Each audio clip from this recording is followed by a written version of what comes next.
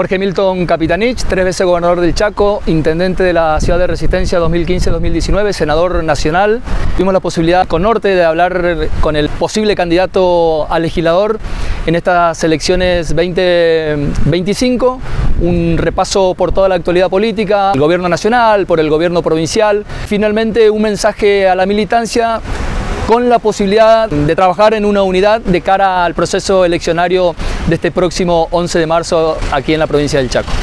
Jorge Capitanich, bueno, ¿de visita a Resistencia o ya afincado acá en la ciudad como para arrancar este proceso electoral 2025?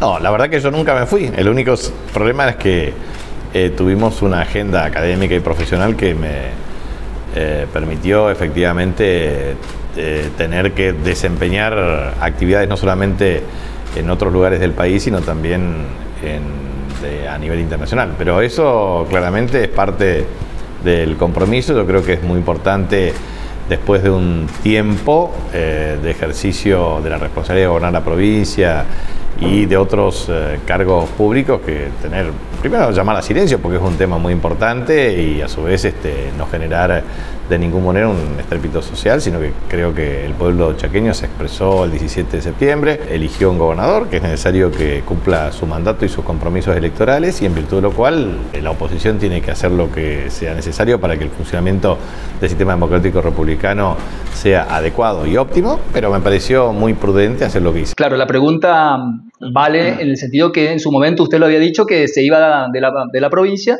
y que, bueno, ahora regresa justamente para este 2025, que es año legislativo. Tengo la responsabilidad de ser presidente del Consejo Provincial del partido y ejerzo como tal, con una agenda también, con un equipo que trabaja y funciona adecuadamente, con un espacio político que gobierna en la coalición del año 2023, 47 municipios, que eso obviamente es una cifra inferior hoy, pero que es la mayoría de los intendentes de la provincia del Chaco. Segundo, tenemos una legislatura en donde el oficialismo tiene 15 legisladores y la oposición tiene 17, mayoría de los cuales son nuestros.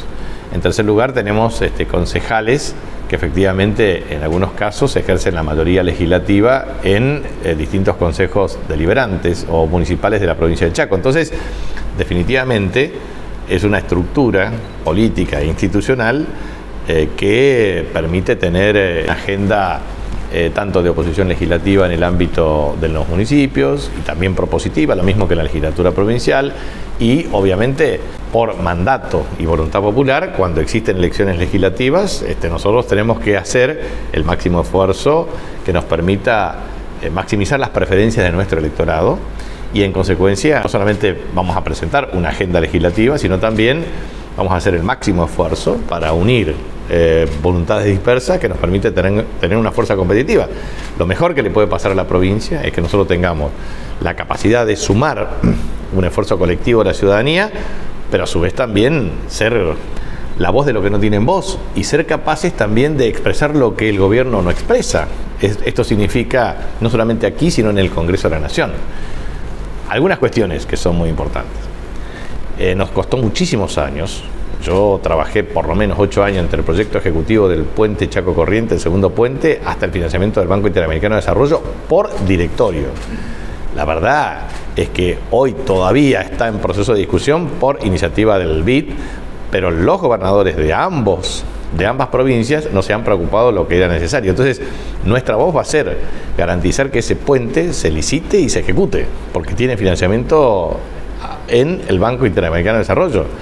Segundo, nos preocupa, y nosotros vamos a hacer la voz para que las rutas del Impenetrable se vuelvan a ejecutar, que se termine la Ruta 6, la importancia estratégica que Las Breñas, Las Piedritas y la posibilidad de unir a Santiago del Estero, o la repavimentación de la Ruta 6 que quedó trunca, o lo que significa unir hoy Villa Río Bermejito al Espinillo, o también llegar a Miraflores y por supuesto desde lo que es Miraflores y Las Hacheras, pero a su vez también llegar a Fuerte Esperanza o Nueva Pompeya. Entonces, eso es muy importante. Hoy el gobierno ha inaugurado gran parte de las obras que le dejamos nosotros. Le pusieron la foto y el cartel. Está bien, digamos, se hace a veces en política, no debería ser así, pero bueno, estamos acostumbrados. Lo cierto es que la pavimentación de la 9 de julio la dejamos financiada nosotros, con financiamiento internacional, que eso es muy bueno. Parte también, o sea, lo que es la avenida Edison, que ya lo habíamos hecho.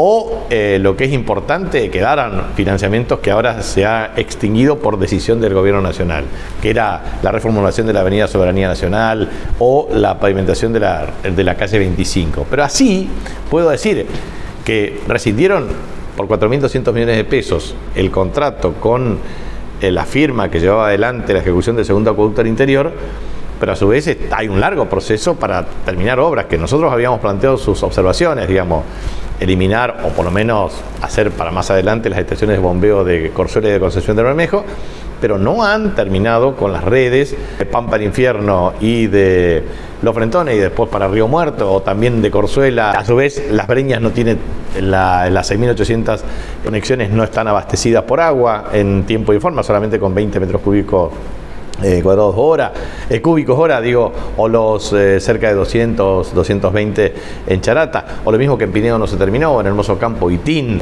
Eso es muy importante que se termine o sea, la obra hoy, el segundo acueducto de la provincia, en vez de 3.500 metros cúbicos que estaba siendo, la estación estaba bombeando en noviembre-diciembre del año 2023, efectivamente lo han bajado por reducción de consumo energético. Entonces me parece que es muy importante entender que eso también genera desabastecimiento en otras localidades y genera problemas. Entonces me parece, nosotros estamos acá para ayudar, conocemos muy bien, o sea, la zona sur de Resistencia tiene el problema de la estación transformadora de zona sur y la de zona norte. Eso tiene temas energéticos que hay que terminarlo. Segundo, el tercer acueducto de la zona sur, que el tercer acueducto metropolitano de Resistencia del área metropolitana, era un tema clave que se discontinuó. La doble eterna San Bernardo Villángel hay que hacerla, el anillado del Sudeste hay que hacerlo para terminar el tema eléctrico. Hay que terminar la obra de 300 MVA de la estación transformadora de Saspeña, que tiene más del 60% en ejecución. Hay que tener continuidad. Ahora, el gobierno, desde cero, no invierte nada en obra pública, el gobierno de Milei tampoco, las rutas se van deteriorando, se generan problemas de desinversión y lo único que genera progreso efectivamente es la inversión pública. Cuando tenés vivienda, yo digo, ¿qué va a pasar si en 4 años no se ejecuta una vivienda? ¿Y qué va a hacer la persona que no pueda tener un acceso a vivienda? Sabe que cualquier vivienda tiene que... Hoy quieren hacerlo con una disposición de 15 millones de pesos para licitar, o tener 40 o 50 millones de pesos que no puede, o 100 millones de pesos para establecer mecanismos de acceso a la vivienda. Dicen, crédito hipotecario. Y yo la pregunta que le hago es, ¿y el trabajador que es cuentapropista, el que es trabajador informal, el que no tiene recibo de sueldo y no puede acceder a un crédito hipotecario, cómo accede a la vivienda si no hay una modalidad de intervención por parte del Estado? Entonces, y a su vez, el Estado no invierte, por ejemplo, en la zona sur de Resistencia, en infraestructura, ¿lo va a invertir el privado? Digo, ellos quieren concesionar todas las obras viales. Bueno, entonces vamos a plantear una referencia. Eso significaría 7, 8 dólares, a veces entre 7 a 13 dólares el peaje de Macayé. O sea, 7.000 o 13.000 pesos. Pero, ¿lo pagarían todo? ¿Lo podrían pagar todos? Entonces, esas son las cuestiones que hay que analizarlas en el impacto. La otra cuestión que yo te pregunto, el tema es que hoy estamos con las tarifas más altas de los 41 años de democracia en la provincia de Chaco, que lidera Estero. Ejemplo, estamos más o menos viendo, esto depende de cómo mirás, el promedio de consumo de kilovoltios, pero no menos de 54 a 57 dólares es un segmento de consumo, otros segmentos son unos 75, 78, es la más alta de la serie. En agua potable y cloacas era 26 el promedio, que era el precio de referencia del dólar en la década del 90, hoy está en 32, o sea, 320% de aumento, cerca del 620% promedio de la luz. ¿Te acordás? Con nostalgia, podemos decir que pagabas 85 pesos en diciembre del 2023, cuando nosotros gobernamos, el pasaje de colectivo, 75 pesos. Y hoy tenés que pagar 1.600% más, 1.300 pesos. Entonces, la verdad que estamos ante un problema. Pagás más caro el colectivo y eso implica que 30-32% de pasajeros disminuyó. Pagás exorbitante precio. A mí me llegaron hoy las facturas de vecinos de, por ejemplo, Los Frentones, 415.000 pesos. Te pregunto cómo puede pagar. Otra vecina de 9.000 dice pago 45.000. Entonces, los salarios, cuando vos mirás tema docente, nosotros pagamos cláusula gatillo, y le poníamos un esquema de refuerzo. Siempre el refuerzo desde el punto de vista del aumento salarial, pero a su vez ahora le sacaron el Fondo Nacional de Incentivos Docente, el FONIT, le sacaron la jornada extendida, le sacaron cualquier tipo de pauta salarial. Entonces el trabajador docente contento cuando cobró el 54% de la cláusula de gatillo en el primer trimestre del año 2024, ahora siente que ha perdido significativamente el deterioro de su salario. El salario público, le pusiste 15.000 pesos en una bonificación a un trabajador de la salud cuando perdió no menos entre un 12 a 18% de deterioro de salario. Entonces, tenés cerca de 10.000 trabajadores, eso depende de cómo los midas, entre 10.000 a 20.000 entre formales e informales de trabajadores de la industria de la construcción. Bajaste el consumo de cemento. La tasa de desempleo era del 4,5% promedio de nuestro gobierno, ahora está proyectado ya en 12%. Tenés un problema serio de Producto Bruto Geográfico. Tuviste en nuestro periodo, siempre creciste más o menos en promedio 4 o 5%, ahora cayó casi 8%. Entonces, el sector agropecuario, la verdad, los productores agropecuarios chaqueños no pueden producir. Vos sos especialista en el tema y te digo lo siguiente, para preguntarle, un productor agropecuario, el precio de la soja está por debajo del precio promedio de $433 a nivel internacional, llegó a 350 y fluctúa. Tiene tipo de cambio súper apreciado. Tiene retenciones del 33, la bajaron al 26% temporariamente para que liquiden. Sí. Tipo de cambio apreciado, precio internacional es bajo y retenciones altas, chao, quiebra. Sí. Trigo lo mismo, girasol lo mismo. El productor ganadero, ahora van a plantear la liberación del ganado en pie, pero no genera todo lo que significa la destrucción del empleo en la industria frigorífica y el efecto multiplicador que eso tiene en la economía. Entonces, el productor ganadero, ha mejorado en los niveles de precio últimamente, pero la sequía los afecta. No tenés seguro multirriesgo. Yo siempre digo, nosotros teníamos un esquema de financiamiento que funcionaba para los consorcios de servicios rurales. Ahora no funcionan, lo extinguieron. Los consorcios camineros perdieron casi 25% de sus ingresos por la caída del impuesto a los ingresos brutos. No se han renovado de equipamiento y no pueden funcionar adecuadamente. El tema del seguro multirriesgo antes funcionaba, ahora no funciona. El tema de financiamiento de los productores, que antes condonábamos y financiamos condonábamos, no hay. Vos tenés un tema, no tenés rentabilidad, no tenés asistencia, tenés sequía, nadie los atiende, y la verdad que cuando hacen anuncios dicen 4.900 productores asistidos, y mirá, la letra fina son 50.000 pesos que no te alcanzan ni para venir a cobrar el crédito de Corzuela a Resistencia. Capitán Ichenez, volviendo al tema del Legislativo 2025, en esta voluntad de sumar expresiones que plantea, sabido es que hay distintas expresiones dentro del PJ y usted como cabeza del PJ entiendo que va a querer intervenir en esa suma de voluntades. ¿A quiénes involucra esta propuesta y si también involucraría a un potencial frente político? Sí, a ver, nosotros tenemos hasta el 11 de mayo. Hasta el 11 de mayo un camino, sí, que es primero 11 de marzo, que tiene que ver con las alianzas con los partidos. La idea central es claramente ratificar algunas alianzas y obviamente otras no. Pero básicamente estamos en ese derrotero que nos permita tener la constitución de un sistema de alianzas. La segunda cuestión que queremos nosotros es claramente ir hacia el 22 de marzo con distintas opciones que nos permita hacer una fuerza política de oposición constructiva y competitiva. Constructiva significa lealtad a idea, a proyecto, y eso tiene que ver con una agenda legislativa. Nosotros tenemos una agenda legislativa de 50 iniciativas. Estas 50 iniciativas las vamos a presentar claramente en el momento del lanzamiento de la propuesta. Entonces, vamos a hacer una agenda legislativa, vamos a hacer claramente una articulación entre un enfoque de base territorial, de la matriz sociológica representativa de nuestra agenda política y social, y obviamente de una combinación intergeneracional que nos permita transitar también hacia el año 2027. ¿Y cuál sería su papel en este proceso?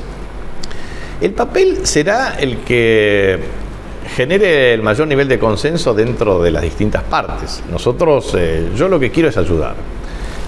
Todo el tiempo he transmitido para mí el agradecimiento al pueblo de Chaco por la oportunidad que me ha brindado de servir a todo nuestro pueblo, como intendente, como gobernador, como senador.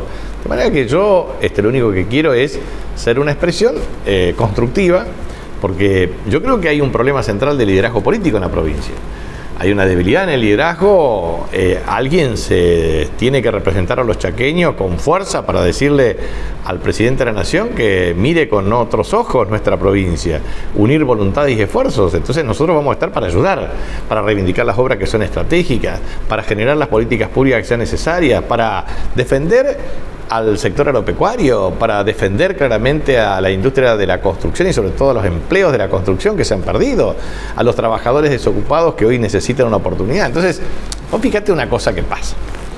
Vos tenés en la provincia del Chaco claramente cerca de 2.000, 2.500 familias de ladrilleros, cerca de 10.000 ladrilleros diseminados en distintas localidades. Bueno, si no hay obra pública, vivienda, etcétera, no pueden funcionar. Nosotros queremos ver si podemos tener un plan para la producción de ladrillos, pero a su vez ladrillos para que se construyan veredas, plazas, etcétera, y establecer un mecanismo de financiamiento que nos permita ejecutar, por lo menos en los municipios que se adhieran, a un efecto multiplicador para que puedan trabajar los ladrilleros, para que se puedan asignar muy bien los recursos y para que pueda haber trabajo. Pero a su vez hay muchas otras cuestiones que tienen que ver con una agenda municipal que yo creo que es necesario, ya está elaborada para que apoyemos a nuestros municipios. Entonces, si ayudamos a nuestros concejales, a nuestros intendentes, a nuestros legisladores nacionales, a nuestros legisladores provinciales, ayudamos a todos los sectores. Acá hay un problema serio. No solamente el sector agropecuario que tiene problemas, por eso nosotros estamos a favor de las retenciones cero. Nosotros queremos retenciones cero para el sector agropecuario y en la provincia del Chaco, cero. Nosotros no podemos, ningún productor agropecuario puede producir en estas condiciones.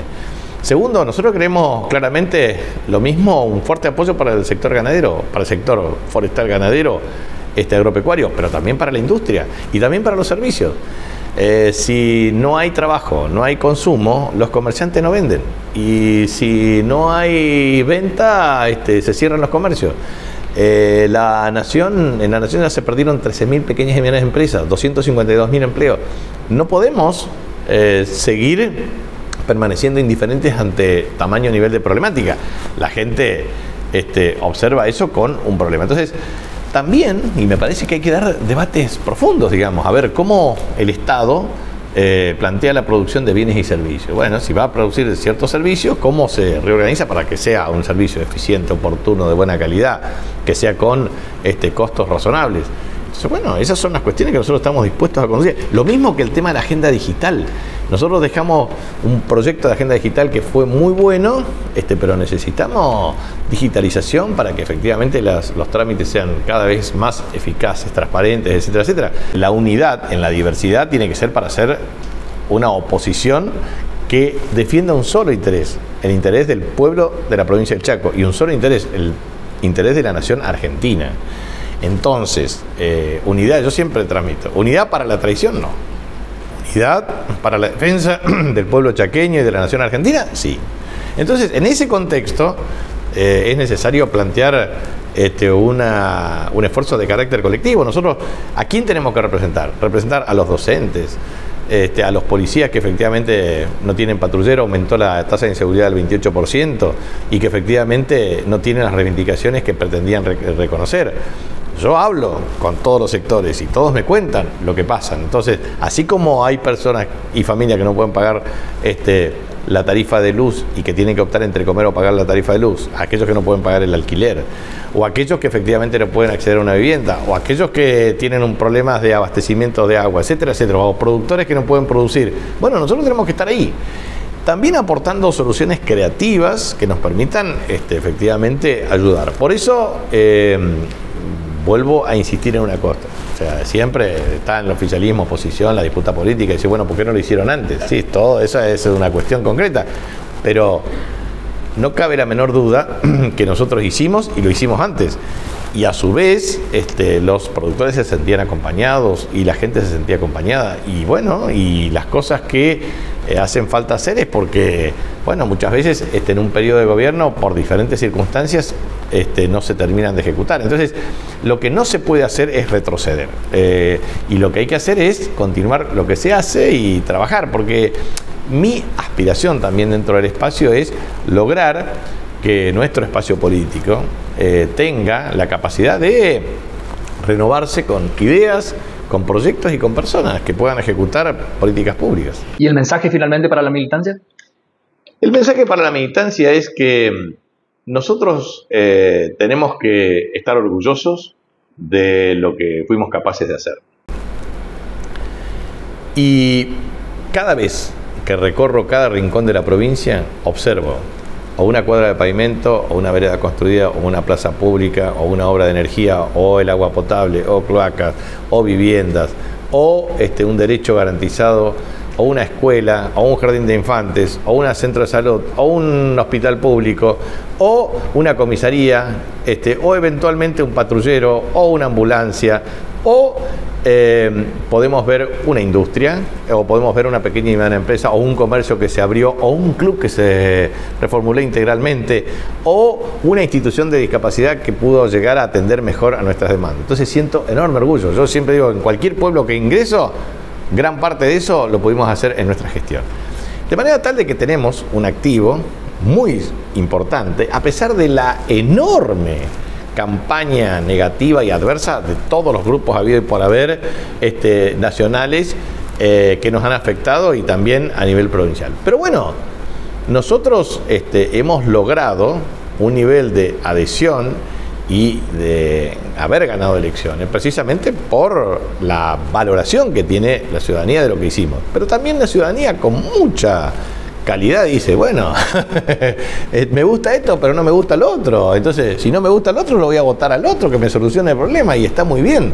Y a su vez, si querés tener otra oportunidad, esmerate. Esto como te dicen en el colegio, ¿querés rendir de nuevo? Bueno, estudia bien la materia para sacar 10. Entonces, eso está bien, y la ciudadanía tiene que ser dura y tiene que ser muy clara con cada uno de nosotros. Entonces, mi misión ahora es generar las condiciones para cumplir el mandato partidario, generar las condiciones de una fuerza competitiva en las elecciones legislativas y nacionales, defender los intereses de la provincia del Chaco y del pueblo de la nación argentina, y obviamente generar una plataforma para que exista siempre oportunidades, como las tuve yo, para nuevos dirigentes, hombres y o mujeres, que expresen las nuevas demandas del pueblo chaqueño.